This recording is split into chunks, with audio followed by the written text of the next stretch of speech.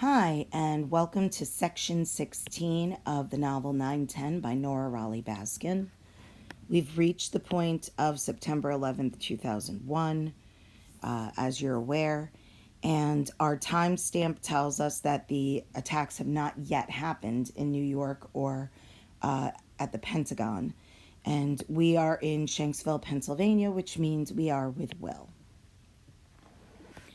Remember my birthday party in third grade? Will was asking his mother. Not exactly. Why? Because it sucked. So this statement makes reference to the conversation that Will shared with us in flashback in his last section. And if you recall, he was saying that if he invited everyone in his class to his birthday party, it wouldn't be as good. But Will's father encouraged him to do the right thing. And if the right thing meant inviting everyone so that somebody's feelings didn't get hurt, then that was the right thing to do. So it seems that Will did the right thing and is looking back on it now. Will's mother laughed, which was good to hear. She didn't laugh like she used to, and Will liked being able to make his mother even a little happy. She was rushing around in her usual morning ritual, making breakfast and lunch, putting on her eye makeup while looking at her reflection in the toaster oven. His sisters were still upstairs. Last night, going over to Claire's house had been a bust. Uh-oh. So this tells us what we had feared actually came to pass. None of us wanted him to go to Claire's house while Claire was still angry. But I guess we're going to find out what happened. What had he been thinking?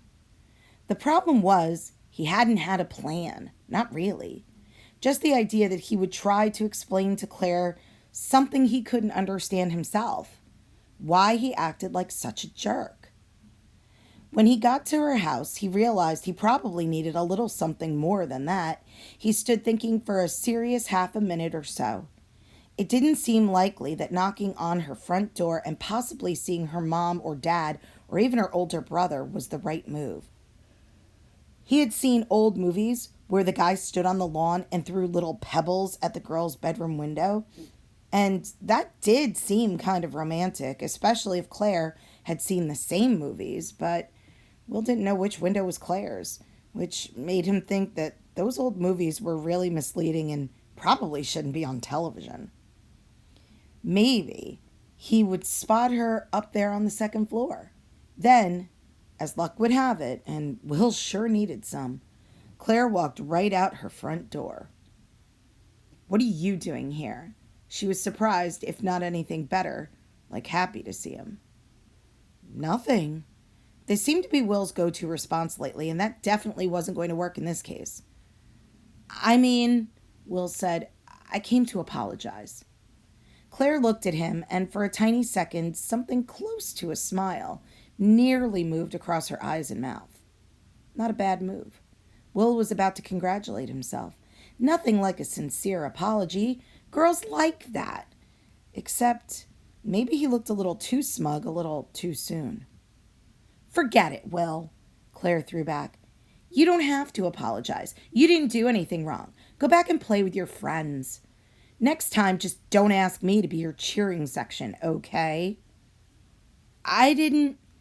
I've got better things to do." Claire stepped down onto the grass as if Will had already left and started calling for her cat. "Here, kitty. Here, kitty, kitty." "You're looking for your cat?" Will asked. She didn't answer. This was not going well. "Why do you want him inside? It's so nice out," Will tried. "I think it's going to be warm tonight." Girls love their cats, right? And talking about the weather seemed pretty safe. "Because there are coyotes and bobcats, and I'd really like my cat not to be eaten this evening if that's all the same to you." "Can I help you look at least?" Claire shrugged. They found the cat, but neither the potential conversation nor the afternoon was redeemed. He said he was sorry again. Claire went inside, and Will rode home. So this is, again, a flashback to something that's happening the night before. So that's what this whole section is. But it does share with us that Our suspicion that Claire would still be angry was correct. And Will, unfortunately, didn't really seem to have an idea of how to honestly tell Claire that he liked her and that he didn't mean to ignore her. And, just saying sorry wasn't going to be enough. So let's hope that for Will's sake, things get a little bit better. This little 3-star break tells us movement in time. So we're going from the flashback back into the kitchen at Will's family home this morning. Does this have something to do with your late night excursion? Will's mother asked. She dropped sandwiches into the girls' lunchboxes. It was 6:30, Mom, not exactly late night. And she laughed again. Twice in one morning might have been a record for the year. Well, does it? She asked. Kinda. Want to tell me about it? No. His mother looked at him thoughtfully. There are some things you really need your dad for, don't you? She hadn't ever talked like that before, just stating it out loud, acknowledging what the loss of his father meant to Will. Will felt bad, worse than he had a second ago, but it also felt good in a way to have someone else who understood how bad he felt. And all of a sudden, Will felt like crying. The way that kind of sorrow would swoop in and punch him in the gut. He was almost used to it. He could use his dad's advice right now. If not his advice, just his presence. Will felt like crying, but he didn't. It passed more quickly than it might have a year ago or even 6 months. Instead, he asked his mom, Are you mad at Dad? For dying like that? She asked. Will nodded. Well, yeah, I was. I still am sometimes. But I understand, and I love him for the man he was, the man he'll always be. That was your dad. He couldn't be any other way. He would never walk away from something. He'd never let someone else's hands get dirty, but not his. So this is interesting. It seems like this is the first genuine conversation that Will is having with his mother about her feelings regarding his father's death. So Will has been angry by himself this whole time. And his mother, it seems, also is angry sometimes. But she says she understands that this is the type of person Will's father was, that he was the type of person who was going to go out of his way to help others, regardless of the risk it posed to himself. And so, because he was that kind of person, if Will's father had just driven past or had ignored the car in distress, Will's father wouldn't have been proud of himself. He wouldn't have been able to live with himself. And so she understands why things happen. She's just obviously still upset by it. Will's mom sat down at the kitchen table with her son. I know you're angry. I get why.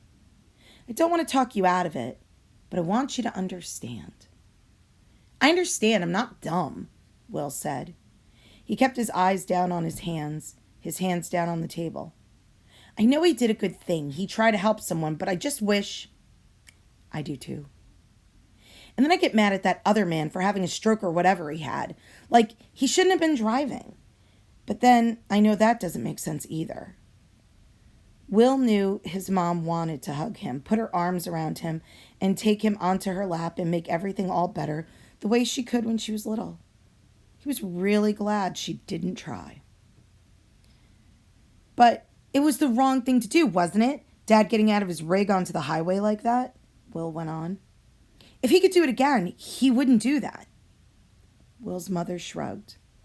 Her shoulders were trembling, but she continued. She was stronger than she looked. Your dad wasn't one to regret things, but yes, I'm sure he would do it differently. She wiped her eyes and stood up. You better hurry if you want to catch that bus. I might just ride my bike today if that's okay. His mother smiled. It's okay. So this is Will finally sharing out loud the conflicting feelings he's having, where he knows that his father did a good thing. He knows that his father wanted to help someone else. But he's also angry because look at what it cost him. His father trying to help someone cost him the ability to have his dad's advice on Claire, and his ability to have his dad with him at his, 8th grade graduation and his high school graduation and his college graduation and his wedding and the birth of his children. And so for Will, this anger is really justified because it isn't fair when we lose a loved one. It isn't fair when this happens to anyone. And so the thing about loss is that you have to remember that the reason we feel it is because we're fortunate enough to have such wonderful people to love in the first place. So this is really the first adult conversation that Will's mother is having with Will about his feelings. And it looks like Will did a pretty good job of being open and sharing his feelings. So let's see if maybe that approach to his feelings works the next time he sees Claire. That's it for section 16. I'll be back for section 17. Have a good day.